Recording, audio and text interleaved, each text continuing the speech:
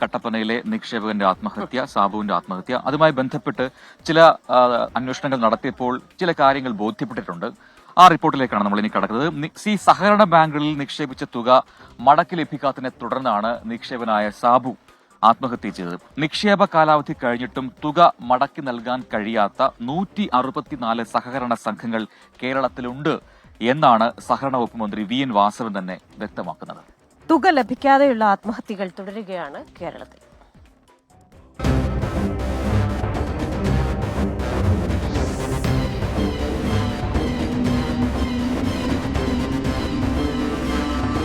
(2016) മുതൽ 2022 വരെ തട്ടിപ്പും തിരിമറിയും നടന്നിട്ടുള്ള 399 സഹകരണ ബാങ്കുകൾ സംസ്ഥാനത്തുണ്ടെന്നാണ് സഹകരണ വകുപ്പിന്റെ പക്കലുള്ള കണക്ക്.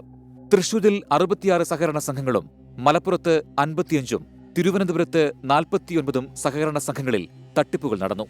മന്ത്രി VN വാസവൻ 2022 നിയമസഭയിൽ പറഞ്ഞ കണക്കാണിത്.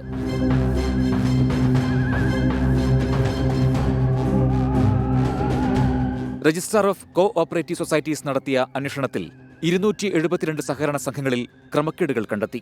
ഇതിൽ 202 സഹകരണ സംഘങ്ങൾ UDF-ന്റെ നിയന്ത്രണത്തിലും 63 സഹകരണ സംഘങ്ങൾ LDF-ന്റെ നിയന്ത്രണത്തിലും 7 BJP-യുടെ നിയന്ത്രണത്തിലുമാണ്.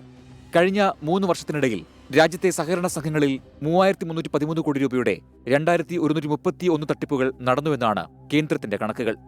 100 കോടിയിലധികം തട്ടിപ്പ് നടന്നത് കരുവന്നൂർ സഹകരണ ബാങ്കിലും തിരുവനന്തപുരത്തെ കണ്ടല സഹകരണ ബാങ്കിലും. ഇതിനു പുറമെ 12 സഹകരണ സംഘങ്ങളിലും സമാന ക്രമക്കേടുകൾ നടന്നുവെന്നാണ് കണ്ടെത്തൽ.